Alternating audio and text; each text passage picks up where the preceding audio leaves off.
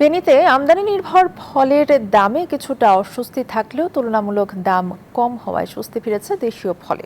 এ বিষয়ে আরো জানাতে ফেনী থেকে সরাসরি যুক্ত আছেন সহকর্মী ইয়াসিন সুমন। সব মিলিয়ে ফলের দাম এখন কিরকম দেখছেন বাজারে? আষাঢ় মাস চলে আসলেও জ্যৈষ্ঠ মাসের যে আমেজ ফেনীতে ফলের যে সমারোহ, মৌসুমী ফলের সেই সমারোহ এখনো বিরাজ করছে। এখানকার যে ক্রেতা এবং বিক্রেতাদের সাথে কথা বলে আমরা যে বিষয়টি জেনেছি যে দেশীয় ফল আম, জাম, কাঁঠাল যে ফলগুলো রয়েছে এই ফলগুলো আসলে দাম কম হওয়ায় এখানে ক্রেতাদের মধ্যে স্বস্তি বিরাজ করছে। পাশাপাশি যে আমদানি নির্ভর যে ফল রয়েছে সে ফলের আসলে কিছুটা দাম বাড়তি হওয়ায় ক্রেতাদের মধ্যে অস্বস্তি বিরাজ করছে। তবে দেশীয় ফলের বাজারে দাম কম হওয়ায় ক্রেতাদের মধ্যে যে একটা যে উৎসাহের যে আমেজ রয়েছে সেটি এখনো বিদ্যমান রয়েছে।